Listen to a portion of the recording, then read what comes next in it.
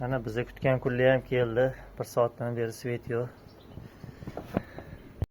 Davlat toki yo'q. Paneldan 405 volt kelyapti. 0.6 amper 270 240 watt kelyapti. Uyga 56 watt ketyapti. Hozir ko'p narsa o'chu, faqat chiroqli yo'q. Tok kamayapti, bulut chiqdimi deyman. Quyoshdan. Svet o'chganda davlatga sotmaganning hisobiga uyga ketadigan tok o'zini beradi. Akkumulyatorga ketadiganini beradi. Ortiqcha bermaydi. Inverter shunaqaki, o'ziga kerak tokdan boshqa tokka panellardan olmaydi, qolgani qolib ketaveradi. Keragini olib ishlatadi. Hozir mana gazli kotel yondi. 200 ga chiqdi потребление. 170 ekan потребление. Quyoshdan 250 yog'yapti. 1 amper o'ziga zaryadkaga, akkumulyatorga. Akkumulyator ham to'lgan. Shuncha katta tok tortmayapti. Quyosh bemalol, kun yorug'. Yo'q deb ko'rinyapti. Xohlagancha bera oladi. Endi kamida 1-2 kilovat beradigan quyosh. Lekin uyga shuncha kerak emas bo'lganligi uchun, tok ketadigan joy bo'lmagani uchun kam beryapti. To'g'ri, kam olib ishlatyapti. Uy o'zini ta'minlayapti, shu akkumulyatorga 1 amper berib turibdi. Svet kelsa ko'ramiz. Mana davlat o'chsa, mana shu ikkalasi o'chadi kirishi. Bu chiqishi. Buni bossam hozir uyga kirish o'chadi. Uyda hamma narsa ishlab turibdi. Hamma narsaga akkumulyator ham, quyosh ham yetkazib beradi.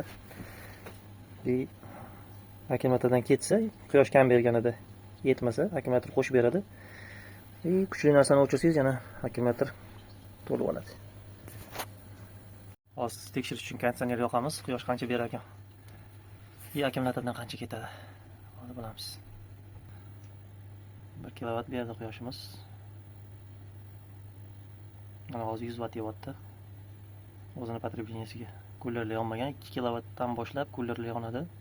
Ungacha jam ovozi chiqmaydi. Davlat toki kelib qolsa, lekin yana sotishni boshlaydi, ovozi ham chiqishni boshlaydi. Akkumulyatorda agar tok kamroq bo'lganda ham akkumulyatorga berardi, ham inverterga berardi. Konditsionerga. Konditsioner 1 kilovat olyapti. Hozirgi paytda konditsionerga ham uyga ham yetadigan kuchi bor. Soatimiz 12. Yana yarim soatdan keyin pikka keladi. Mana hozir 1.7 ga qarab ketyapti. Uyga 1.5 ketyapti. Konditsioner bilan uyga 1.5 tok beryapti. Quyoshdan 1.7 olyapti. Konditsioner to'liq ishga tushdi. Uy bilan birga потребленияsi 1.6 bo'lyapti. Shunda 170 watt o'ziga ketyapti, lekin kullar hali yonmagan. O'zini o'zi sovutmaydi. Ichida radiatorlari bor, shuni kuchi yetyapti. Qizishni boshlasa avtomatik yoqiladi. Mana 1.6 beryapti. Umli dom qilganman. Shunga o'chirib qo'ydi. Shunda duv konturni ham o'chdi, uy issig'ini hisobiga. Konditsioner ham o'chdi. Uyga ketayotganini o'zini yopib beryapti hozirgi paytda. Svet hali kelmadi. Akkumulyator bilan inverter yetyapti. Duv konturni yana yondi. Ishga tushdi. Bitta string o'zi ham bir 600-700 beryapti. Quyosh bo'lsa 5 kilovatni o'zi ham uyga ko'tarib qo'yadi bemalol. Quyosh yo'q bo'lganda 10 kilovatlikni kuchi o'shanda seziladi. Cha bo'lmaganda shu 200 watt berib tursa ham, mana hozir 172 watt ketyapti. Duv konturni ishlayapti. Televizor chiroqli ishlayapti. Bitta string o'chirsam 5 kilovat o'chyapti. Bemalol yetib beryapti. 5 kilovatda o'zi ham quyosh bor. Uyga потребление kam. Hozir 1 soatdan oshdi. Davlat toki yo'q. Lekin uyda svet bor, issiqlik bor, hamma narsa yetarli. Uy issiq, temperaturasi yaxshi.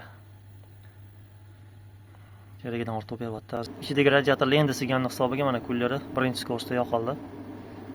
Kam tok bo'lsa ham kullarlar ishga tushdi.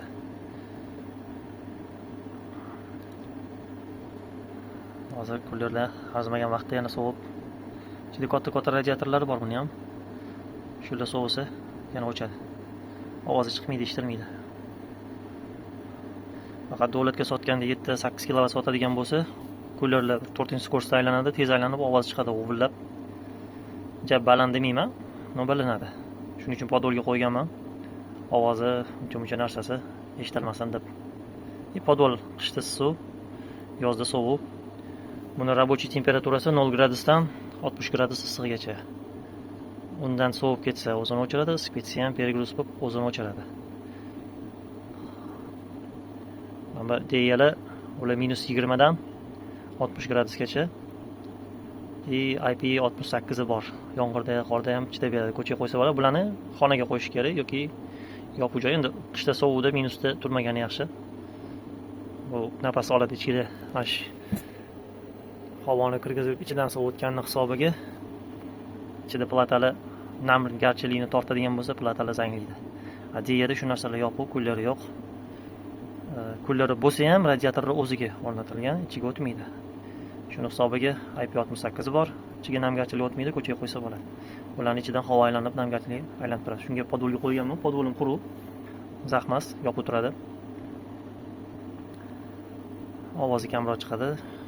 Yozda salqinligini hisobiga ham buni ko'ra ichidagi radiatorlari tez qizib ketmaydi. Ko'pchilik katta qo'yadigan bo'lsa, misol 150 boy qo'yadigan bo'lsa, bitta konditsioner qo'yib qo'yishadi. Radiatorlari juda katta suv chiqaradi. Yozda ayniqsa, konditsioner sovutib turib, shuni yordamida sovutib, stabilni ishlatishadi. Bo'lmasa o'zini o'zi o'chirib qo'yadi, qattiq qizib ketsa. Kichkina xonalarga o'rnatsangiz, u xonani sauna qilib tashlaydi yozda. Shuning uchun podvol eng yaxshi variant. O'chirdiga yo podvolga qo'ysangiz. Общий hisobda Chig'atoyda 6 soat tok bo'lmadi. Yaxshi o'rnatgan ekanman. Do'q kontrnikachol uyi isib turdi. Qo'ymagan bo'lganimda 4 soatda uyim muzda bo'lardi. Gibridni ustunligi shu yerda, akkumulyatorsiz ham ishlab beradi kerak bo'lsa, akkumulyator bo'lsa, do'q kontrnikni ertalabgacha o'tirsangiz bo'ladi, yetadi kuchi.